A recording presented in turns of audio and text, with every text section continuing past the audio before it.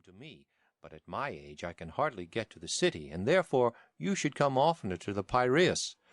For let me tell you that the more the pleasures of the body fade away, the greater to me is the pleasure and charm of conversation. Do not, then, deny my request, but make our house your resort, and keep company with these young men. We are old friends, and you will be quite at home with us."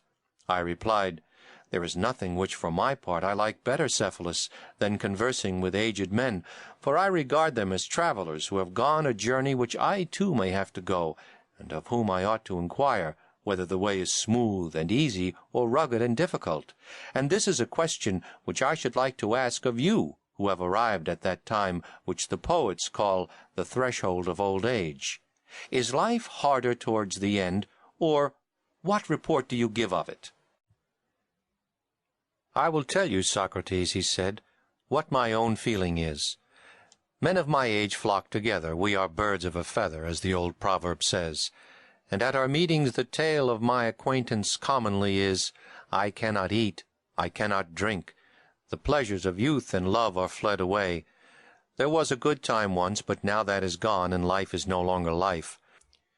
Some complain of the slights which are put upon them by relations, and they will tell you sadly of how many evils their old age is the cause.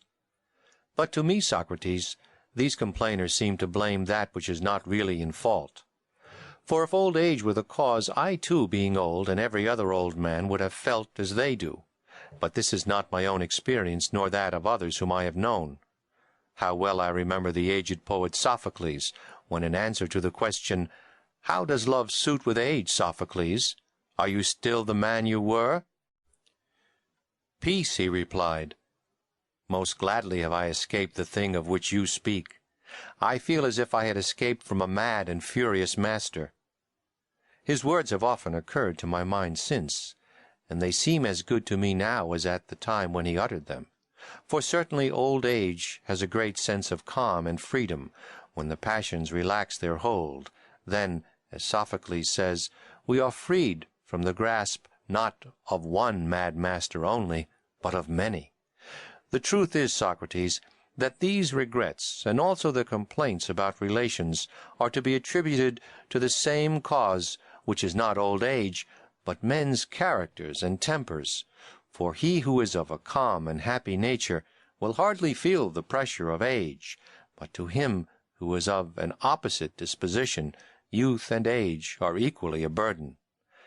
I listened in admiration, and wanting to draw him out that he might go on.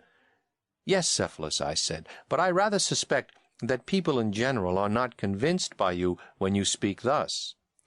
They think that old age sits lightly upon you, not because of your happy disposition, but because you are rich, and wealth is well known to be a great comforter." "You are right," he replied. "They are not convinced, and there is something in what they say, not, however, so much as they imagine. I might answer them as Themistocles answered the Seriphian, who was abusing him in saying that he was famous not for his own merits, but because he was an Athenian. If you had been a native of my country, or I of yours, neither of us would have been famous. And to those who are not rich, and are impatient of old age, the same reply may be made. For to the good poor man old age cannot be a light burden, nor can a bad rich man ever have peace with himself. May I ask, Cephalus, whether your fortune was for the most part inherited or acquired by you?" "Acquired." "Socrates, do you want to know how much I acquired? In the art of making money I have been midway between my father and grandfather, for my grandfather, whose name I bear, doubled and trebled the value of his patrimony, that which he inherited being much what I possess now. But my father, Lysanias, reduced the property below what it is at present, and I shall be satisfied if I leave to these my sons not less, but a little more than I received." "That was why I asked you the question," I replied, "because I see that you are indifferent about money, which is a characteristic rather of those who have inherited their fortunes than of those who have acquired them. The makers of fortunes have a second love of money as a creation of their own, resembling the affection of authors for their own poems, or of parents for their children."